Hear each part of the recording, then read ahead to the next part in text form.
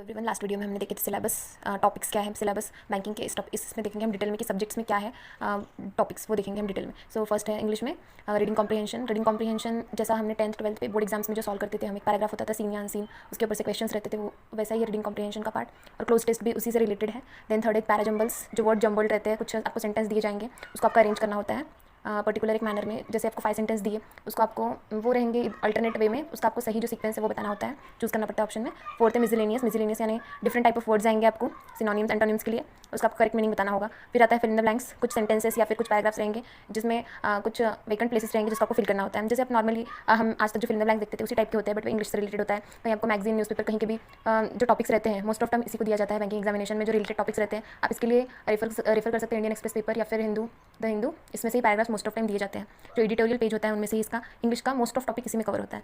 उसके बाद है हमारा मल्टीपल मीनिंग और एरर, मतलब एक वर्ड रहेगा उसके लिए, जैसे 5 ऑप्शन है तो उसमें से कौन सा वर्ड नहीं है उसका मीनिंग या फिर है, और एरर रहेगा। एरर में भी उसी टाइप का एरर सेंटेंस में भी हो सकता है, डेफिनेशन वो क्या किसी चीज़ में भी एरर आपको पूछा जाएगा कि जैसे एडजेक्टिव है तो एडजेक्टिव का से एक सेंटेंस दिया है, उसमें एडजेक्टिव क्या है, कहाँ पे वर्ब होना चाहिए, कहाँ पे एडजेक्टिव, कहाँ पे एडवर्ब, इस टाइप का आपको पूछा जाएगा।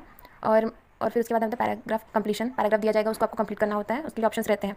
और फिर वन वर्ड सब्स्टिट्यूशन का मीनिंग होता है जैसे एक कोई डेफिनेशन है या मीनिंग है, उसके लिए पर्टिकुलर एक छोटा सा वर्ड, तो वन वर्ड सब्स्टिट्यूशन से कहा जाता है। तो इस टाइप से आपका होता है इंग्लिश का सिलेबस बैंकिंग का।